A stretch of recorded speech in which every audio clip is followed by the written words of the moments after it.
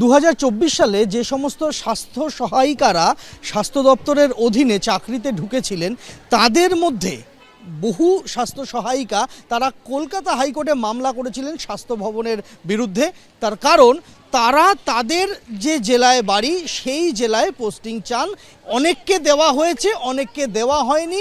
পোস্টিংয়ের ক্ষেত্রে, বদলির ক্ষেত্রে স্বচ্ছতা বজায় নেই। এই কারণ দেখিয়ে কলকাতা হাইকোর্টে মামলা করেন তারা।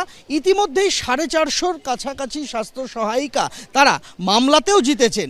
এবার মামলাতে জেতার পরে আদালতের নির্দেশ মোতাবেক তারা নিজের নিজের জেলায় ডিউটি করতে পারবেন, এই নির্দেশ এসেছে।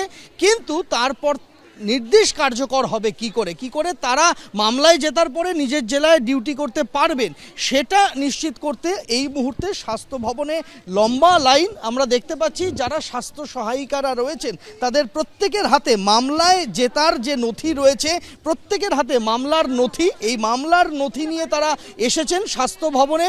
মামলার নথি তারা জমা দেবেন এবং স্বাস্থ্য ভবনের কাছে আর্জি জানাবেন যে তারা মামলায় জিতেছেন, এবার যাতে তাদের হোম ডিস্ট্রিক্টে তাদেরকে পোস্টিং দেওয়া হয়। মূলত গ্রামে গঞ্জে ব্লক প্রাথমিক স্বাস্থ্যকেন্দ্র যেগুলি রয়েছে সেখানে গ্রামে গঞ্জের যারা প্রসূতিরা রয়েছে তাদের বাড়ির থেকে স্বাস্থ্যকেন্দ্রে আনা, তাদের চিকিৎসা, সেই সংক্রান্ত নথি আপলোড, এই কাজগুলি এই স্বাস্থ্য সহায়িকারা করে থাকেন আশাকর্মীদের সঙ্গে হাতে হাত মিলিয়ে। এখন তারা আদালতের দ্বারস্থ হয়েছিলেন